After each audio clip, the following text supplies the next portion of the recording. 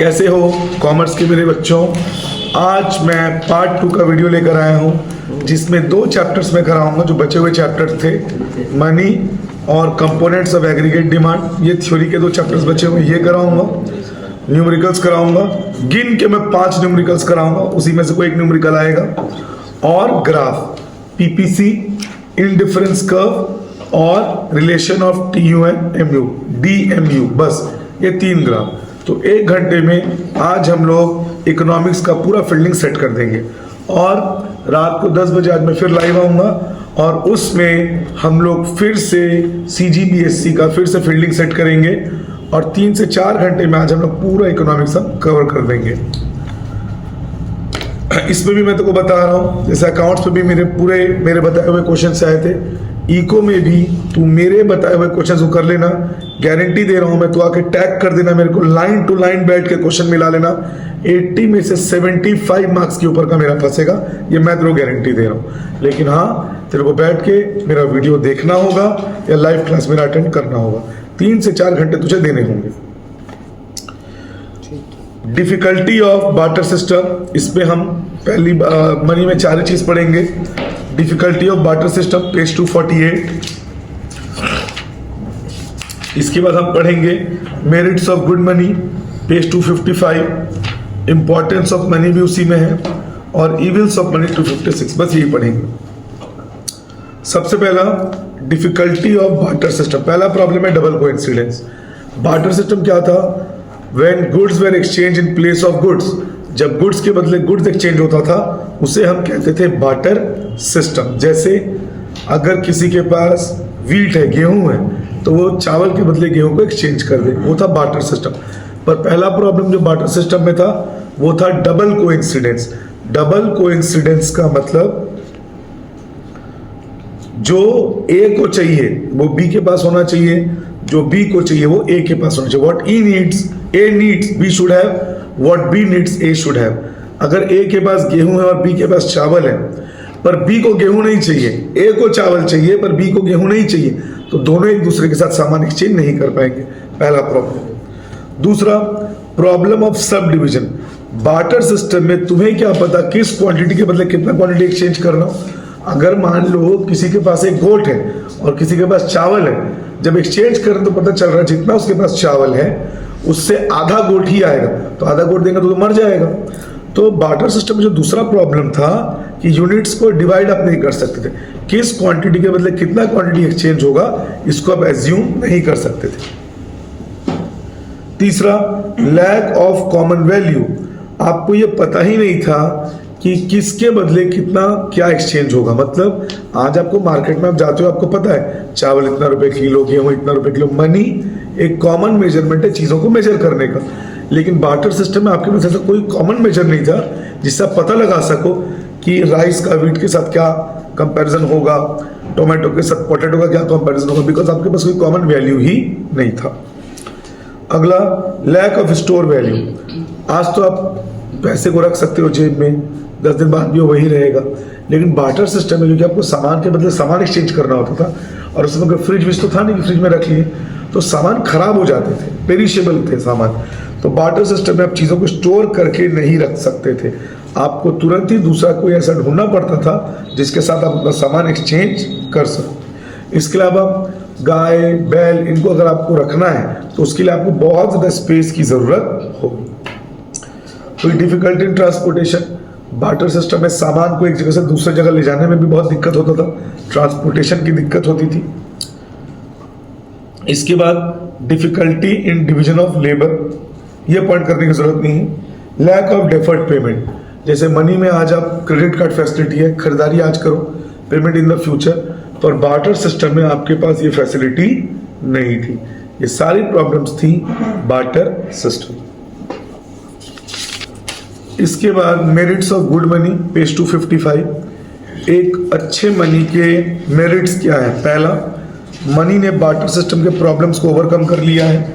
दूसरा, मनी की वजह से ही जो ट्रेड है, जो बिजनेस है, वो स्मूथली रन कर सकते। अगर आपके पास मनी नहीं है, ना वर्कर को पेमेंट कर सकते हो, ना इलेक्ट्रिसिटी का बिल भर सकते हो, आपका बिजनेस स्मूथली रन नहीं करेगा।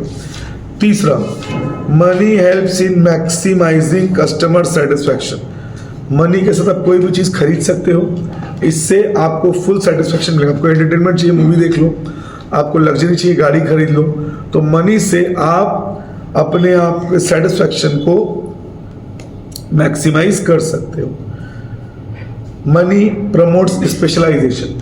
आज पैसे कमाने के लिए डॉक्टर है, लॉयर है, टीचर है, तो मनी कमाने के लिए लोग अपने अपने फील्ड में स्पेशलाइजेशन कर रहे हैं। मनी सेविंग्स प्रमोट करता है। अगर आपके पास पैसा है, आप उसको सेव करके फ्यूचर में उसको यूज कर सकते हो। मनी से आप प्रोडक्शन कर सकते हो। मनी से आपने जमीन ले लिया, उसमें फैक्ट्री डाल दी, तो मनी से आप प्रोडक्शन कर सकते हो। और मनी आपके इकोनॉमी को रिसेशन से दूर निकाल सकता है। मतलब अगर जीडीपी में प्रॉब्लम है तो पैसे से आप उस प्रॉब्लम को दूर कर सकते हो। पैसे से उनको जॉब मिलेगी, फैक्ट्री लगेगी तो उनको जॉब मिलेगा, उनकी लाइफ अच्छी होगी, गवर्नमेंट को टैक्स मिलेगा। तो मनी पूरे इकोनॉमी को स्लम से बाहर निकाल सकता है।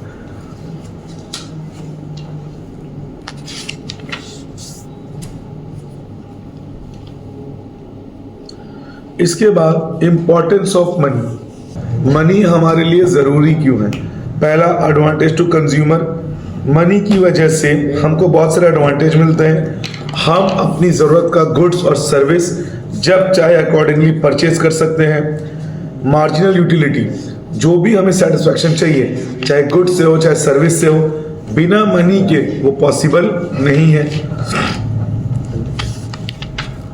Advantage to producer. प्रोड्यूसर को क्या एडवांटेज होता है? Money helps the individual producer in many ways.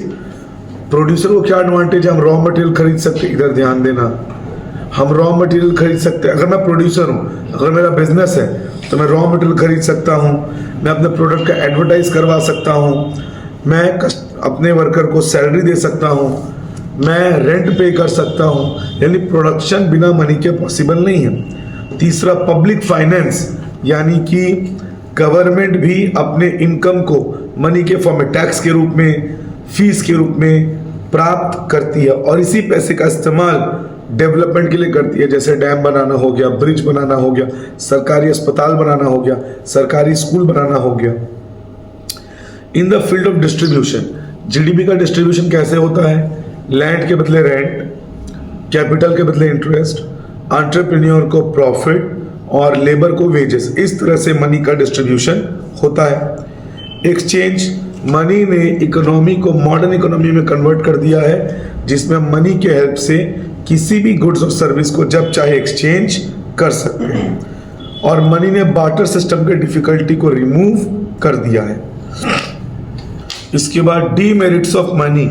समाज में किस तरह से पैसा आज एक शैतान का रूप ले चुका है, किस तरह समाज में मनी ने अच्छी चीज़ों को ख़त्म कर दिया है, वो पढ़ेंगे। दो इविल्स होते हैं, एक इकोनॉमिक इविल और एक सोशल इविल, यानी आर्थिक बुराई और सामाजिक बुराई। सबसे पहले economic evil, birth of trade cycle. Money ने ही व्यापार को, बिजनेस को जन्म दिया है। बिजनेस में कभी स्लंप है, कभी डाउनफॉल है, कभी बूम है, कभी राइज है। इससे इकोनॉमी इनस्टेबल होती है। कभी इकोनॉमी में अच्छा पैसा जनरेट होता है, कभी इकोनॉमी में पैसा जनरेट नहीं होता, जिस वजह से लोगों को बहुत प्रॉब्लम फेस करनी पड़ती है। इन्फ्लेशन के दौरान, महंगाई के दौरान प्राइसेस बहुत हाई हो जाती हैं और जब डिफ्लेशन होता है तब प्रोड्यूसर को बहुत लॉस हो जाता है, और दोनों ही केस मार्केट के लिए सही नहीं है। दूसरा, मनी का वैल्यू लगातार फ्लक्चुएट होता है। मनी का वैल्यू कभी कम कभी ज़्यादा। इससे इकोनॉमी में इन्फ्लेशन बढ़ता है, कंज्यूमर्स के जेब में पैसा कम आता है और कंज्यूमर्स के लिए चीज़ें खरीदना बहुत मुश्किल होता है। डिफ्लेशन होने पे प्रोड्यूसर को लॉस होता है, वो स्टॉक बेच नहीं पाता, उसको अपने यहाँ से लोगों को जॉब से निकालना पड़ता है। तीसरा, money has become master rather than servant. Money को हमारी सेवा करनी चाहिए थी, पर मनी हमारा मास्टर, हमारा मालिक बन चुका है। ये एक ऐसा सिचुएशन है जब सप्लाई ऑफ मनी एक्सीड्स इस डिमांड। जब किसी के पास बहुत ज़्यादा पैसा आ जाए तो मनी ईविल बन जाता है। तो ये बात बिल्कुल सच है, money is a good servant but a bad master. चौथा, ओवर कैपिटलाइजेशन। मनी ने लोगों को और पैसा बनाने के गलत रास्तों से रास्ते खोल दिए। मतलब मनी लोगों को सिखाया है कि किस तरह से लोग गलत तरीके से पैसा बोरो करके, लोन लेके, उस पैसे को यूज करके इकोनॉमी को डाउनफॉल में लेके जा सकते। एग्जांपल में डाल देना, विजय माल्या किस तरह से बैंकों का हजारों करोड़ खा के देश छोड़ के फरार हो गया है और उसके कारण बैंकों को कितना लॉस हुआ है। रिच पीपल और रिच हो जाते हैं, पुअर पीपल और पुअर हो जाते हैं। कैपिटल कुछ ही लोगों के हाथ में चला जाता है। इन्फ्लेशन, महंगाई बहुत बढ़ जा रही है। आप खुद देखिए कुछ समय में इन्फ्लेशन कितना बढ़ चुका है। ये था इकोनॉमिक ईविल। अगला है सोशल ईविल, सामाजिक बुराई। सामाजिक पतन मनी ने कैसे बढ़ाया है? मनी ने रिच पीपल को पुअर पीपल को एक्सप्लॉइट करने में हेल्प किया है। रिच और पुअर के बीच में गैप और बढ़ गया है। मनी ने हमारे अंदर लालच की भावना को जगाया है, टेम्प्ट किया है हमें, जिससे हम गलत काम करने की ओर अट्रैक्ट होते हैं। मनी ने हमारे मॉरल स्टैंडर्ड को बहुत गिरा दिया है। लोग पैसे के चक्कर में आज भाई भाई को, भाई बाप, बेटा बाप को इस तरह से मार रहा है। मतलब मनी ने हमारे सोशल कैरेक्टर को पूरी तरह से डिटियोरेट खत्म कर दिया है। और मनी ने बहुत ज़्यादा फोकस किया है इम्पेटस पे कि पैसा बनाओ। पहले फोकस होता था कैरेक्टर बनाओ, लेकिन आज फोकस हो रहा है मनी बनाओ। तो मनी ही हमारे सोसाइटी का सबसे इंपॉर्टेंट पार्ट हो चुका है। डन ये लेसन। अब चैप्टर 20 जो कल मैंने स्किप कराया था, एक्सेस डिमांड और डेफिशिएंट डिमांड। इसमें सिर्फ दो चीजें पढ़नी है तेरे को। पहला measures to correct excess demand और दूसरा measures to correct deficient demand. अगर एक्सेस डिमांड तेरे को समझ में आ गया तो डेफिसिट डिमांड में उसको जस्ट उल्टा कर देना, ठीक है। ये एक्सेस डिमांड क्या होता है? जब मार्केट में जितनी चीजें सप्लाई हो रही हैं, डिमांड उसको एक्सीड कर दे, उससे आगे निकल जाए, तो महंगाई बहुत बढ़ जाती है। उसको सुधारने के लिए सरकार को और आरबीआई को क्या कदम उठाने चाहिए? वो एक्सेस डिमांड और डेफिसिट डिमांड। जब मार्केट में चीजें हैं लेकिन कोई खरीद ही नहीं रहा, डिमांड ही नहीं है, तो रेट एकदम नीचे चला जाएगा। तो उससे बचने के लिए कौन से स्टेप सरकार को उठाने चाहिए, उसी को हम पढ़ेंगे। सबसे पहला measures to correct excess demand. सबसे पहला है मॉनेटरी पॉलिसी।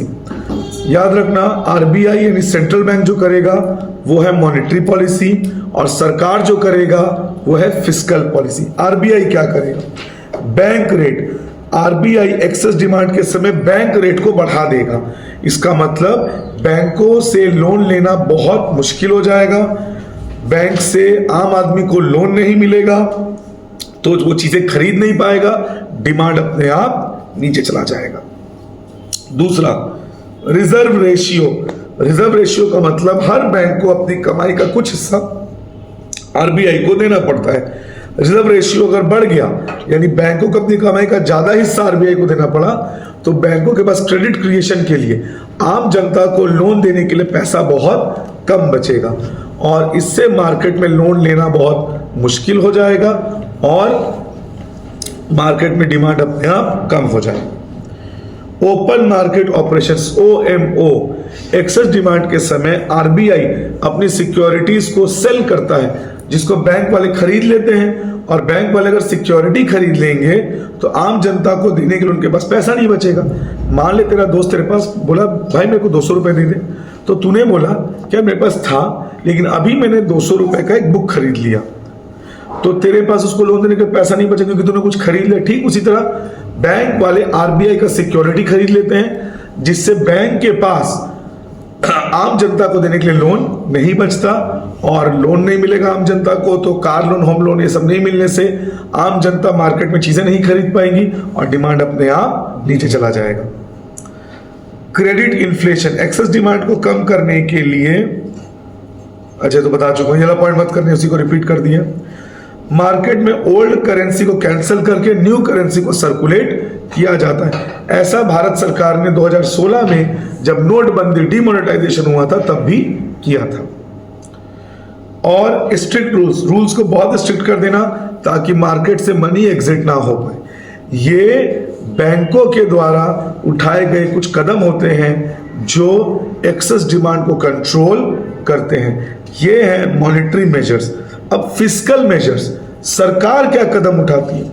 एक्सेस डिमांड के समय सरकार सरप्लस बजट बनाती है जब पब्लिक का इनकम पब्लिक एक्सपेंसेस ज्यादा होता है। इससे परचेजिंग पावर गवर्नमेंट के हाथ में आ जाता है और गवर्नमेंट अपने पास रिजर्व रखती है और मार्केट में उस पैसे को खर्च नहीं करती।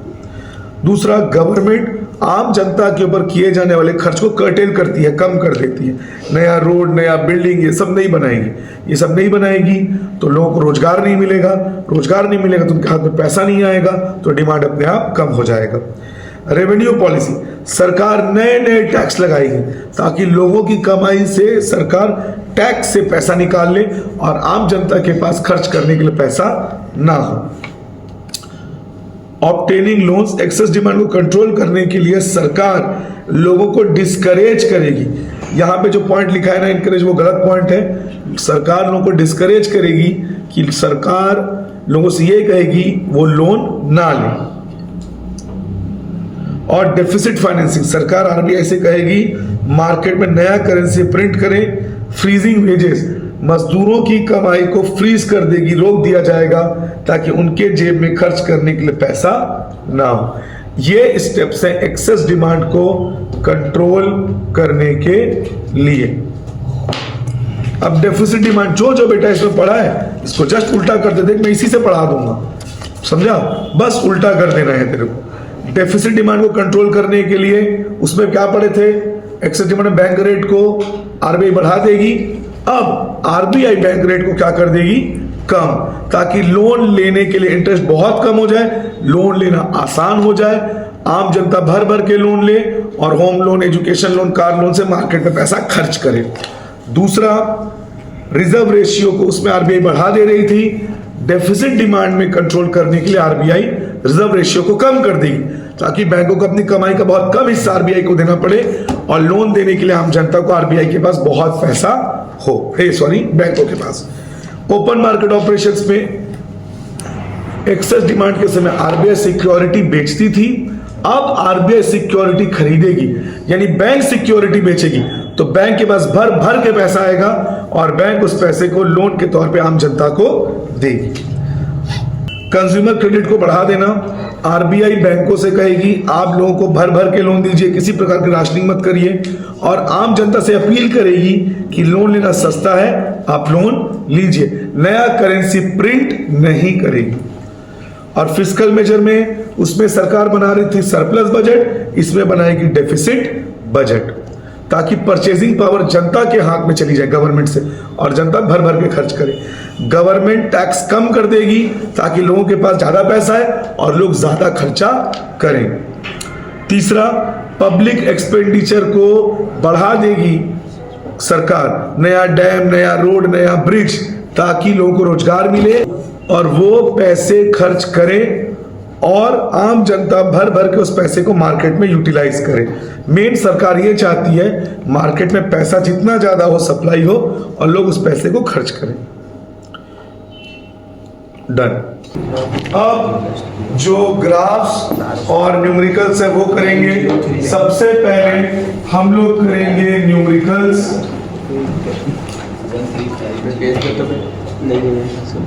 एक ही न्यूमेरिकल आएगा बेटा, बस चुप रहो यार।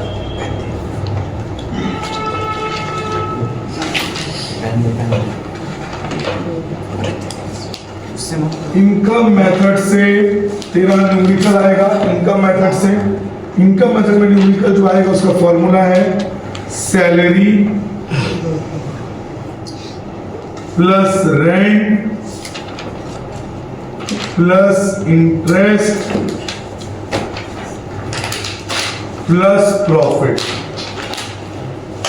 इनकम मेथड से नेशनल इनकम निकालने का formula salary plus rent plus interest plus profit. ठीक है, ये मैं लास्ट ईयर के क्वेश्चन से तेरे को बता रहा हूं। नेशनल इनकम निकालना है, सैलरी दिया है 30,000 तो सैलरी में डाल दिया 30, रेंट में डाल दिया 10, इंटरेस्ट में डाल दिया 10,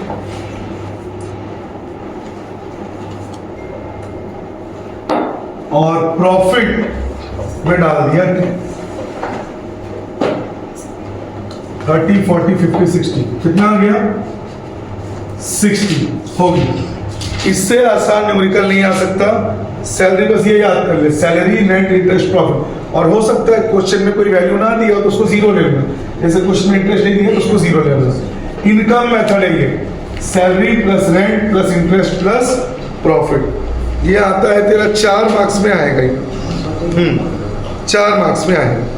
एक बार वो देना तो परीक्षा सर, परीक्षा सर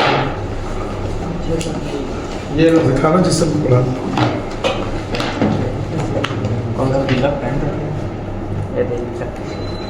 ठीक है चालू रख, फोटो खींच ले, घर में लिख ले। देखो जो मॉडल पेपर उसमें भी दिया है। और हाँ, सैलरी को वेजेस भी बोलते हैं, कंफ्यूज मत होना। सैलरी को वेजेस भी बोलते हैं, डोंट गेट कंफ्यूज्ड। जैसा अगले क्वेश्चन में दिया है, और तेरे में क्या दिया होगा, वेतन, भाड़ा, ब्याज और लाभ।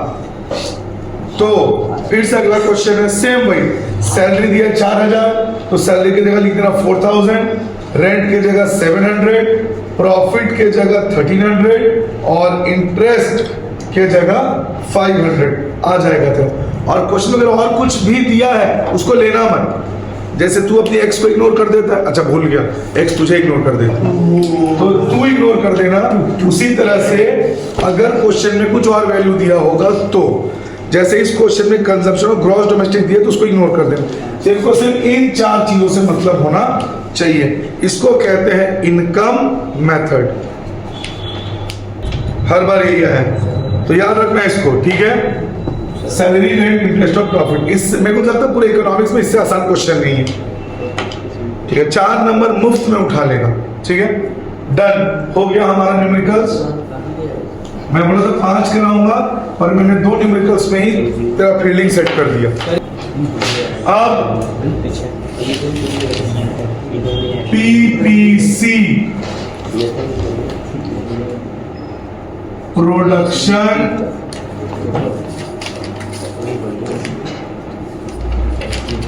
पॉसिबिलिटी कर, ये 4 या 6 मार्क्स में आएगा ये।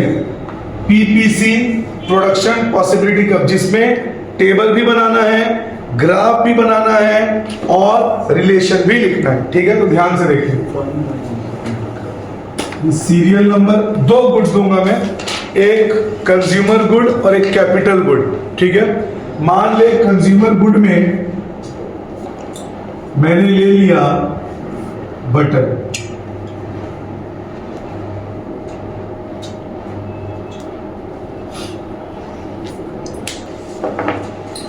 और इसमें मैंने ले लिया मशीन। तू जैम और मशीन भी ले सकता था, ट्रैक्टर और ऑयल भी ले सकता था। एक कंज्यूमर गुड और एक कैपिटल गुड। कैपिटल गुड में आएगा मशीनरी, ठीक है।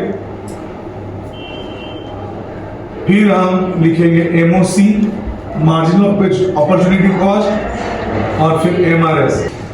अब देख, टेबल तो कोई याद नहीं करना है, मैं तो चालू टेबल तो कोई याद नहीं करना है, टेबल पे है तो कॉन्सेप्ट बताऊंगा उससे समझ। मान ले सीरियल नंबर भी 1 है, बटर का प्रोडक्शन चालू है, मशीन का प्रोडक्शन अभी नहीं है, ठीक है। हम इको पढ़ रहे हैं, इको में हमने क्या जाना है कि अगर एक रिसोर्स तेरे को बढ़ाना है तो दूसरा रिसोर्स तुझे कम करना पड़ेगा। अगर मेरे जेब में 100 रुपए है और मैं चाहता हूँ चौपाटी में कुछ खाने के लिए बटर 20, अभी ये भी नहीं, ये भी कभी बताऊंगा तेरे को क्या होगा। अब मेरे को बटर के मशीन का प्रोडक्शन बढ़ाना है, तो अगर मेरे को मशीन का प्रोडक्शन बढ़ाना है तो मेरे को अपने फैक्ट्री के कुछ वर्कर्स जो बटर वाली फैक्ट्री में है उनको शिफ्ट करना पड़ेगा। तू बोलेगा क्यों सर, आप मशीन में अलग लगाओ। यही तो इकोनॉमिक्स है कि हमारे पास रिसोर्सेज की, संसाधनों की कमी है, पैसे की कमी है, जगह की कमी है, वर्कर्स की कमी है। तो अगर मुझे मशीन का प्रोडक्शन करना है तो मुझे बटर के वर्कर्स को कहाँ ट्रांसफर मारना पड़ेगा, मशीन में। तो बटर जैसे जैसे कम होगा मशीन वैसे वैसे बढ़ेगा।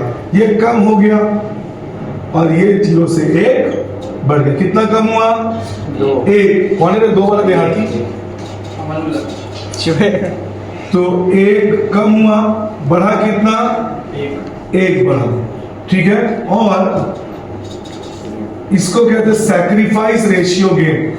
कम एक हुआ और बढ़ा भी एक। अब क्योंकि तेरे पास जो वर्कर्स हैं वो बटर बनाने में एक्सपर्ट है, बटर की फैक्ट्री में सालों से काम कर रहे हैं, अब उनसे तो मशीन में काम करवा रहे हैं, मशीन बनाने कह रहे हैं, तो क्या वो उतने एक्सपर्टीज के साथ उतने अच्छे से मशीन बना पाएंगे जितने अच्छे वो बटर बना रहे थे?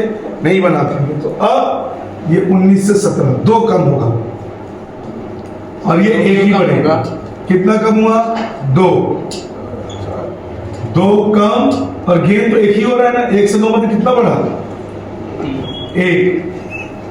कौन है तीन वाला? गुप्ता सर, वो दो कम क्यों होगा एक?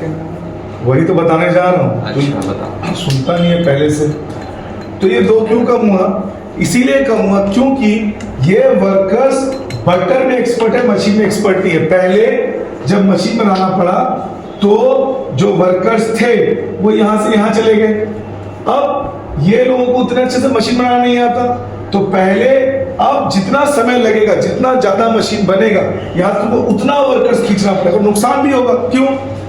ये लोग बटर में एक्सपर्ट है, अब ये मशीन बनाने में आ रहे हैं, तो तेरे को फायदा तो होगा, पर क्या पहले जितना फायदा होगा नहीं, क्योंकि अब ये बटर बनाने का काम छोड़ रहे हैं। तू मेरे को बता, एक एक करके काम छोड़ते जा रहे हैं, बटर से यहाँ जा रहे हैं, तो बटर में जो तेरे को मुनाफा हो रहा था वो धीरे धीरे कम होता जाएगा, और जितने वर्कर्स यहाँ से यहाँ जाते जाएंगे नुकसान उतना ज्यादा होगा। अब बता, पहले एक कम हुआ, फिर दो कम हुआ, अब कितना कम होगा? 3। तो ये कितना हो जाएगा? 14। लेकिन इसमें एक ही बढ़ेगा। कितना कम हुआ? यहाँ पे क्या ले रहे हैं? सिर्फ सैक्रिफाइस। क्या कम हो रहा है? कम हुआ 3, बढ़ा 1। अब कितना कम होगा? 4 कम और 1 बढ़ा। अब कितना कम होगा? 5।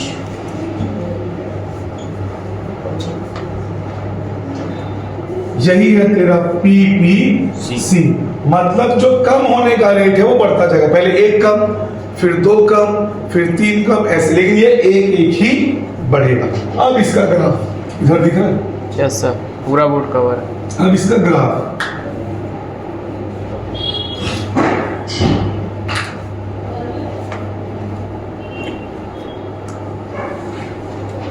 ध्यान रखना, जो सैक्रिफाइस होगा वो यहां शो होगा, सॉरी वर्टिकल में शो होगा, जो गेन होगा वो इसमें एक्स एक्सिस में हॉरिजॉन्टल में शो होगा। गेन क्या हो रहा है? मशीन, तो यहां मैं क्या शो करूंगा? मशीन।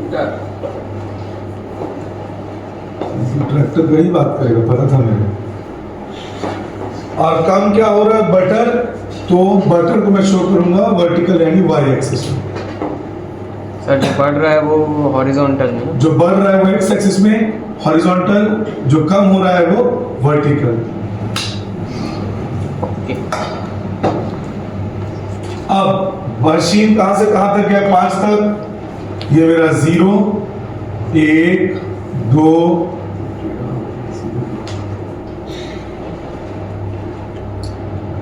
1, 2, 3, 4, 5, और ये कहां तक गया है? 20 तक। 2 का गैप ले लेता हूं।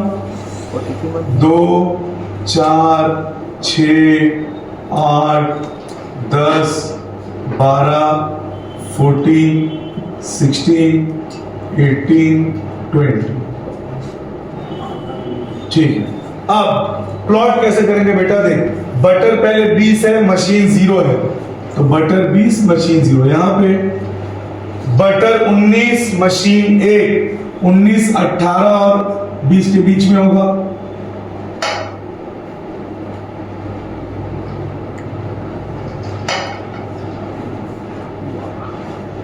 फिर 17 के साथ 2, 17, 16, 18 के बीच में होगा।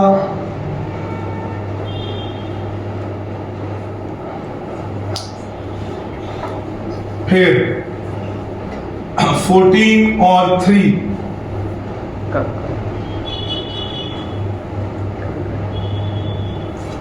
फिर 10 और 4,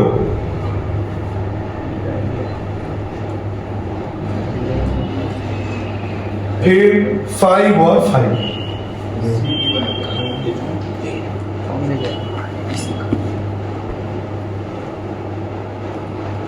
अब इसको तो प्लॉट कर दे पॉइंट्स को।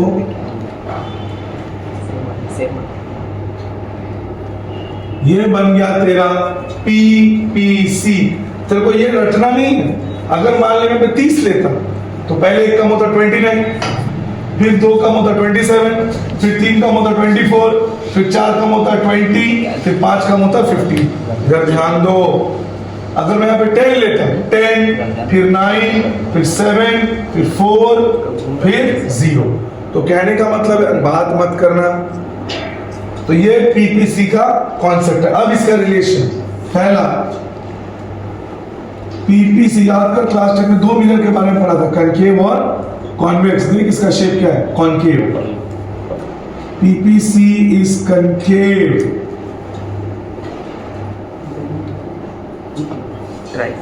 To the origin.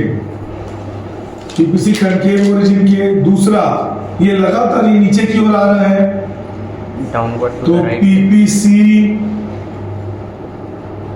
is a downward curve. Third,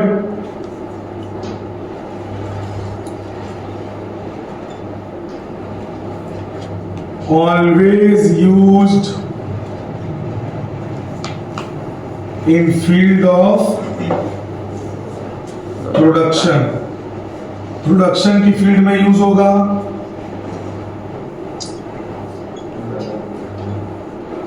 Taken for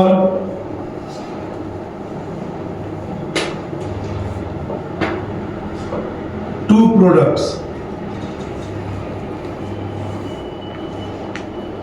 और PPC कनकेव शेप क्यों है? Increasing MRS। देख MRS लगातार बढ़ रहा है।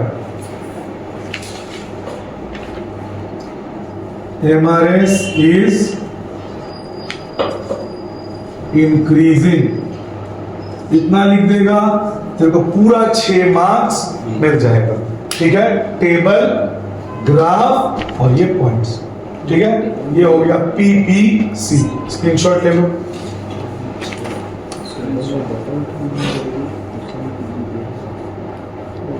अब सबसे पहले हम पढ़ेंगे relationship between TU and NU। अगला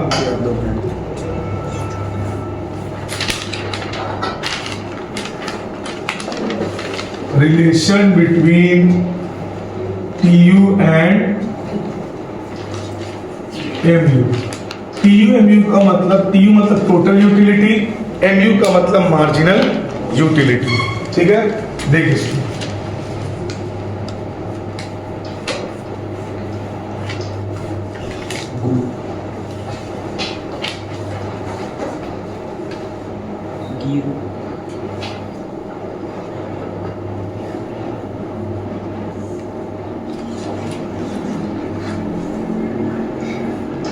मान ले तूने पहला रोटी खाया, तेरे को उससे 20 का संतुष्टि मिला। MU अभी नहीं ले। ठीक है, अब तूने रोटी का दूसरा रोटी खाया तो तेरे को कुल मिला के 50 का सेटिस्फेक्शन मिला। तो जो 50 है सिर्फ दूसरा रोटी का नहीं है। मान ले इसको अपन ले लेते हैं 35। तो ये जो तुमने खाया है दूसरा रोटी, ये दोनों रोटी का टोटल संतुष्टि है। ठीक है, सिर्फ दूसरा रोटी से कितना मिला? 35 से 20 को माइनस कर 15। चलो और इजी कर देते हैं। पहले यूनिट का TU MU दोनों क्या रहता है? सेम। ये कॉन्सेप्ट पता है क्या है? ये कॉन्सेप्ट ये कहता है the more we consume the less satisfaction we get. जब हम कोई चीज लगातार कंज्यूम करते हैं तो उससे मिलने वाली संतुष्टि लगातार क्या होती जाती है? कम। प्यास लगी है, पानी पी रहे हैं, पहले ग्लास में जो संतुष्टि मिलेगा दूसरे ग्लास की संतुष्टि उससे कम हो जाए। बहुत भूख लगी है, खाना खाने बैठे हैं, जो संतुष्टि पहले कौर में पहले निवाले में मिलेगा दूसरे निवाले में संतुष्टि उससे कम हो जाएगा। तो कहने का मतलब यह है जब आप कोई चीज कंज्यूम करते हो, when a consumer consumes a product और service the level of satisfaction goes on decreasing. उसे कहते हैं law of DMU, diminishing marginal utility. तो देख, पहले रोटी से ज्यादा संतुष्टि मिला था, दूसरे रोटी से कम। 3 रोटी को खाने के बाद 45 का संतुष्टि मिला, सिर्फ तीसरे रोटी से कितना मिला, दोनों माइनस कर। देख, लगातार संतुष्टि क्या होते जा रहे हैं, कम। तो मैं क्या तरीका अपना रहा हूं, बढ़ाने के रेट को मैं कम रखूंगा। जैसे पहले मैंने 20 बढ़ाया, फिर 15 बढ़ाया, फिर 10 बढ़ाया, अब बढ़ाऊंगा ही नहीं। मतलब 3 रोटी में ही मेरा पेट भर गया था, मेरी संतुष्टि पूर्ण हो गई थी। तो अब चौथा रोटी खाने के बाद मुझे कोई संतुष्टि प्राप्त नहीं हुआ। 45 माइनस 45 0। अब अगर मैं खाऊंगा तो मुझे उल्टी हो जाएगी, मेरा पेट खराब हो जाएगा, मुझे तकलीफ हो जाएगी। तो ये डाउन में चला जाएगा, माइनस में चला गया। हाँ, ये है relationship between TU and MU. ये भी 4 मार्क्स में आता है, ठीक है। अब इसका ग्राफ,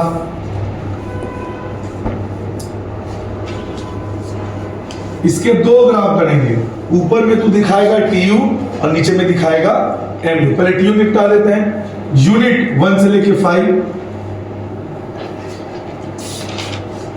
1 2 3 4 5, और टीयू कहां तक गया, हाईएस्ट 45 तक। क्यों ना 10-10 का गैप ले लिया जाए, 10 20 30 40। क्या 10 का या 5 का टेबल लोगे ग्राफ में तो प्लॉटिंग इजी हो जाती है, ठीक है। चलो प्लॉट करते हैं। 1 के सामने 20, 1 के सामने 20, 2 के सामने 35 बीच में होगा, 3 के सामने 45,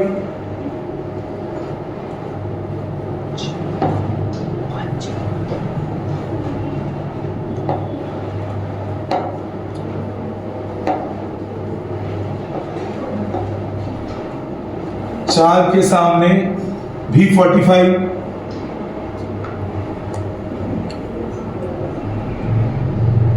और 5 के सामने 40।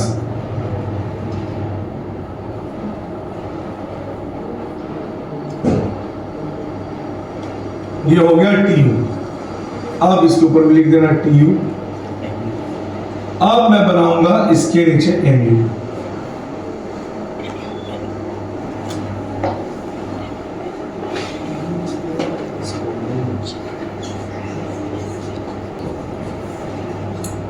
एमयू हाईएस्ट क्या है, 20 तक, 5 का गैप ले।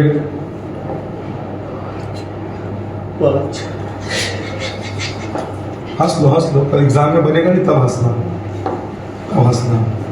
एग्जाम में जब बनेगा नहीं तब हंसना जोर जोर से। और -5 नीचे जाएगा।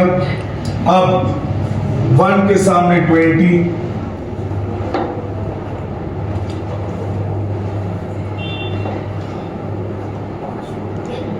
2 के सामने 15, 3 के सामने 10, 4 के सामने 0, और 5 के सामने -4। प्लॉट कर दो। और जहां पे 0 होगा ना उसको ज्वाइन कर देना। चौथे यूनिट पे 0 हुआ तो उसको ज्वाइन कर देना इस डॉटेड लाइन। इसका मतलब पूर्ण संतुष्टि यहीं पे प्राप्त हो गई थी, इसके बाद और संतुष्टि नहीं बढ़ सकती। इस पॉइंट को कहते हैं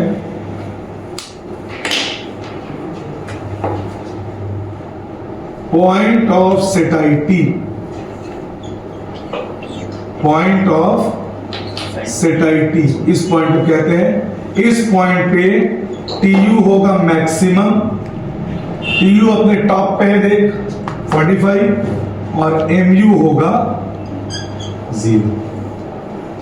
पॉइंट ऑफ सेटाइटी। अब इसका रिलेशन, पहला, as long as TU increases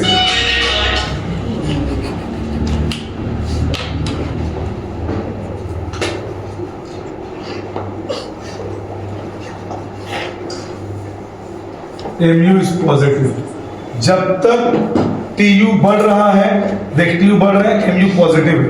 जब तक tu बढ़ रहा है, mu जो है वो पॉजिटिव है।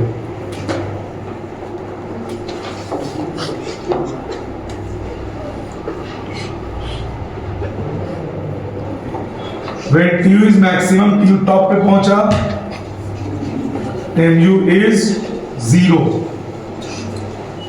3,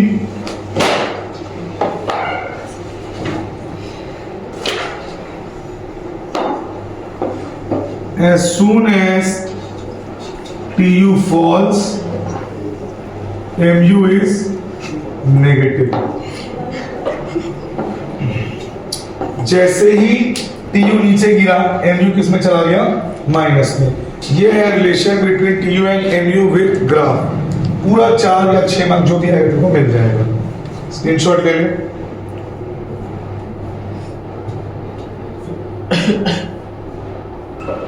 अब मान ले तेरे को बोला है व्हाट इज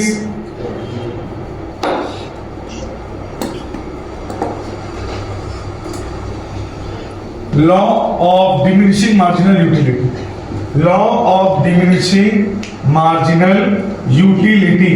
तो सेम यही तेरे को बनाना है, बस टी को हटा देना। अगर law of diminishing marginal utility बोलेगा डीएमयू, सेम यही यूनिट, सेम यही एमयू, बस टीयू को टेबल से और ग्राफ से हटा दें। Law of diminishing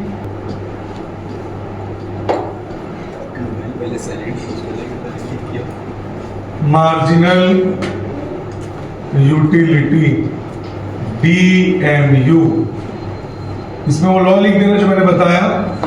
The more we consume, the less satisfaction we get, and the mu goes on decreasing. The mu goes on decreasing with every additional unit you consume. जितना हम consume करते जाएंगे उससे मिलने वाला सेटिस्फैक्शन उतना कम होता जाएगा। और फिर ये ग्राफ टीयू बस मत बनाना। ये हो गया law of DMU.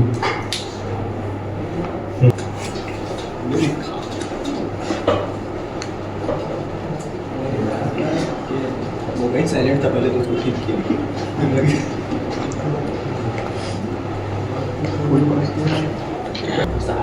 Indifference curve.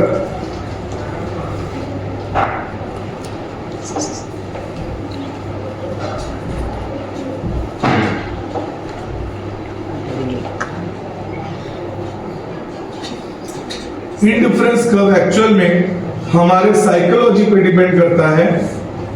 हमारे पास जो चीज ज्यादा होती है हम उसे सैक्रिफाइस करने को रेडी रहते हैं, और जो चीज हमारे पास कम होती है उसकी हमारे लिए उसकी वैल्यू बढ़ जाती है। जैसे मान लो पहला कॉम्बिनेशन है 1, अभी मेरे पास 20 डेयरी मिल्क है और 1 किटकैट है, तो मेरे लिए डेयरी मिल्क की वैल्यू ज्यादा नहीं है, कम है, और किटकैट की वैल्यू मेरे लिए बहुत ज्यादा है क्योंकि मेरे पास वो कम है।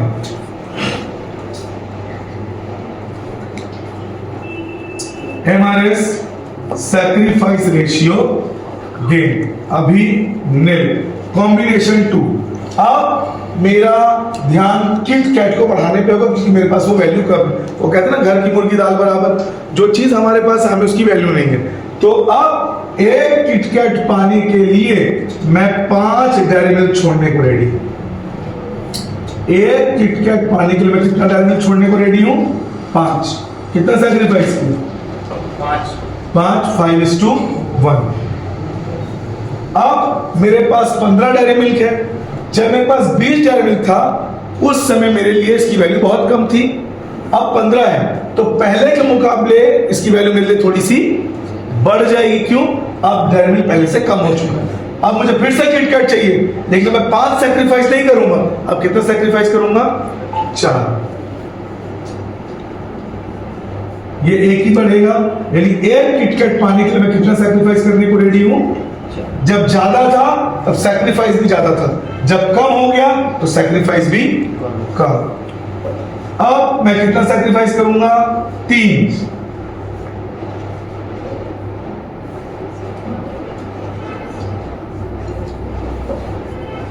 अब कितना सैक्रिफाइस करूंगा? 2।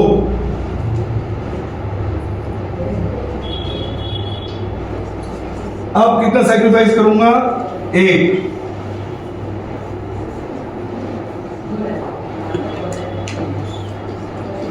बन गया ये इनडिफरेंस कर्व। सर वो 5 होगा कि 6 होगा किटकैट? कौन सा? किटकैट अच्छा सॉरी, किटकैट 6। एक सैक्रिफाइस और एक गेन, यानी जैसे जैसे मेरे लिए डेरिवेटिव कम होता गया मेरे लिए उसकी वैल्यू बढ़ती गई। ठीक है, पहले मैं 5 सैक्रिफाइस एक किटकैट पाने के लिए मैं 5 डेरिवेटिव छोड़ने को रेडी था, लेकिन जब मैं आखिरी में आ गया तब एक किटकैट पाने को मैं सिर्फ एक डेरिवेटिव देने को रेडी हूं। अब इसका ग्राफ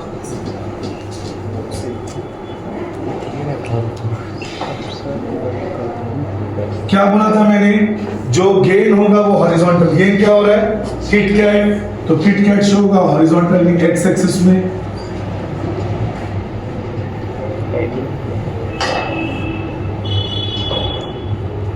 सैक्रिफाइस क्या हुआ है? डेयरी मिल्क, तो डेयरी मिल्क कहां दिखाएंगे हम? वर्टिकल।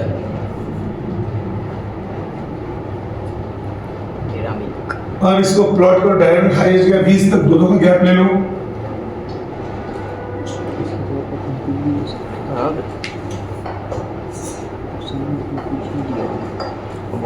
पूरा पूरा दिख रहा है ना? देख तो। यस सर, पूरा ठीक। अब प्लॉट करो, किटकैट गया हाईएस्ट 6 तक।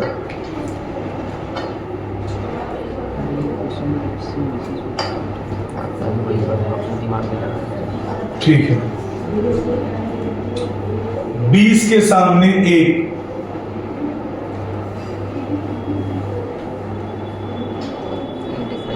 फिर 15 के सामने 2, फिर 11 के सामने 3,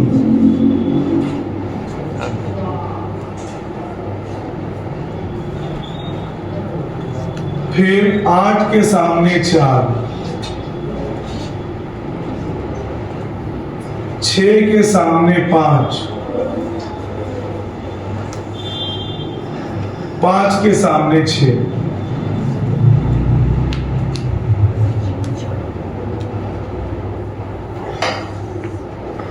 ये कन्वेक्स शेप में है, तब इसका relation indifference curve IC curve is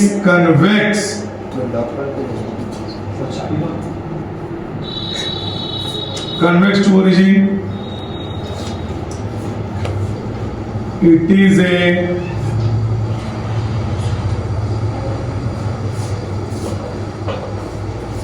downward curve. PPC का एमआरएस क्या हो रहा था? बढ़ रहा था। इसका एमआरएस क्या हो रहा है? कम। MRS is decreasing,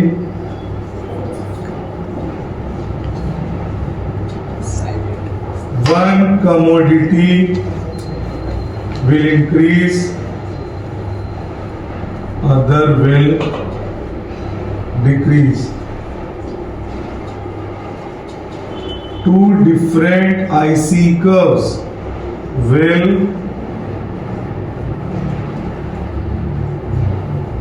never intersect each other. दो अलग अलग आईसी कर्व कभी भी एक दूसरे को इंटरसेक्ट नहीं करेंगे। पूरा तेरे को 6 मार्क्स मिल जाएगा इन डिफरेंस कर्व। ये ले स्क्रीनशॉट। वो पूरा लिख रहा है। ये एक बोनस क्वेश्चन दे रहा हूं, मेरा क्वेश्चन एक लाएगा तेरे 6 मार्क्स में, नोट कर ले। रिटर्न्स टू फैक्टर और रिटर्न्स टू स्केल में डिफरेंस, पेज 89। ठीक है, रिटर्न टू फैक्टर में the tendency of effect of the change in quantity is the output, मतलब जो क्वांटिटी है वो चेंज होगा, उसी को कहते हैं रिटर्न टू फैक्टर। और रिटर्न टू स्केल का मतलब होता है जितना आप इनपुट दोगे उतना ही आउटपुट आपको मिलेगा। Return to factor short run में काम आता है, return to scale long run में काम आता है। रिटर्न टू फैक्टर में रेशियो चेंज होता है, रिटर्न टू स्केल में रेशियो कांस्टेंट होता है। रिटर्न टू फैक्टर में no change in the scale of production, return to scale में scale of production changes. Return to scale old concept, return to factor old concept, return to scale new concept. Return to factor जो है ये producer को support करता है, return to scale producer को support नहीं करता। अगला पेज 83 लास्ट, इसके बाद आपका इको खत्म। Law of variable proportion.